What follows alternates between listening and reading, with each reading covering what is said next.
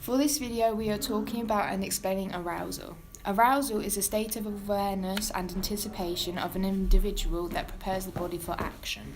There are three different types of arousal theories: drive theory, inverted U theory, and the catastrophic. The drive theory is one theory that arousal and performance share a linear relationship, meaning that the higher the arousal, the higher the performance. An example of this is the javelin and other solo sports where all of the athletes' attention is on themselves.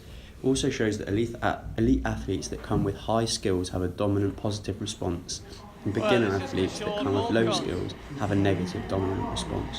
And Walcott. Oh, that's a big... However, there are problems with this theory, being that dominant responses aren't always the correct one. Even highly skilled athletes choke, and performance only increases to a certain point, after which the performer becomes too aroused and their performance decreases in sports such as basketball and cricket. This is the arousal continuum. This is used to show the level of arousal in activities and compare them as shown in this photo. Towards the bottom of the scale, we have the arousal level for a B-Tec practical session, and slightly higher up the scale, we have the arousal levels for a theory lesson in class. Right in the middle of the scale, we have the optimum level of arousal, which is represented by the black dot. And finally, at the top of the scale, we have an example from a sport where the arousal levels for me when I'm riding around the outside of the ring before starting my test in a competition.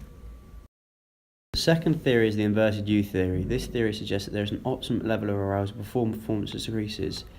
This is the ideal performing state, and it states that the low arousal will equal poor performance, optimal arousal level equal maximum performance, and high arousal levels equal poor performance.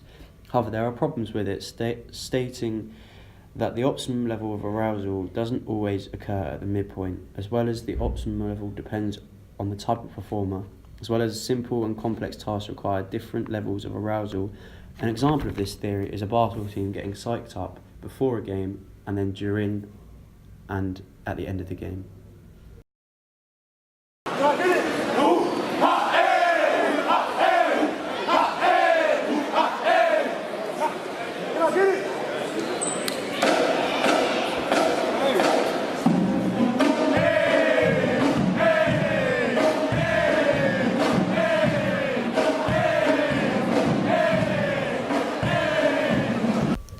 The third and final theory is the catastrophic theory. This theory suggests when optimum arousal is reached and passed, there will be a rapid decline in performance.